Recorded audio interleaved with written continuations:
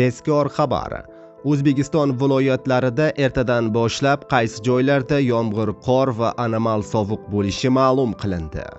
Barcha fuqarolar videoni o'tkazib yubormasdan tezda srochniy xabardor bo'ling va yaqinlarga ham yuborib ogohlantiring. Assalomu alaykum, hurmatli tomoshabinlar. Tezkor yangiliklardan birinchilardan bo'lib xabardor bo'lishni istasangiz, videorolik ostiga like tugmachasini bosib qo'yishni unutmang. Qoraqalpog'iston Respublikasi va Xorazm viloyatida 14-yanvar kuni ba'zi joylarga yomg'ir yog'adi, ayrim joylarga tuman tushishi mumkin. 14-yanvar kuni havo harorati kechasi 2 daraja sovuqqa pastlaydi, kunduz kunlari 5-10 daraja iliq bo'ladi. Buxoro va Navoiy viloyatida havo harorati 14-yanvar kuni kechasi 4-9 daraja iliq, kunduzi 15-20 daraja iliq bo'ladi.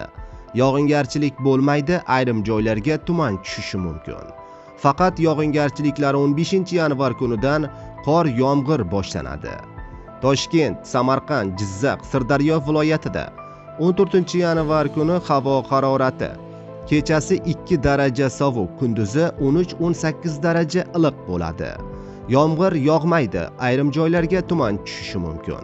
Yomg'ir 15-yanvar kunidan ayrim joylarga yog'adi, ba'zi joylarga qor yog'adi.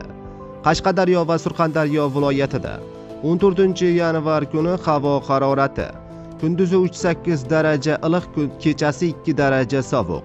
Yog'ingarchilik 14-yanvar kuni bo'lmaydi, yog'ingarchilik faqatgina 15-16-yanvar kunidan boshlanadi.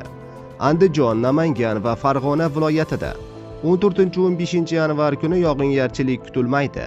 Havo harorati kechasi 2 daraja sovuq, kunduzi 5 daraja iliq bo'ladi. Respublikaning tog'oldi va tog'li hududlarida 14-yanvar kuni yog'ingarchilik kutilmaydi. Harorat 14-15-yanvar kunlari kechasi 2 daraja sovuq, kunduzi ham 0,5 daraja sovuq bo'ladi. Yog'ingarchilik faqat 15-16-yanvar kuni yomg'ir, qor yog'ishi ma'lum qilindi, deyiladi xabarda. Aziz do'stlar, xabarlarimiz keng tarqalib, barchaga e'tiborishligi uchun like bosib qo'yishni unutmang.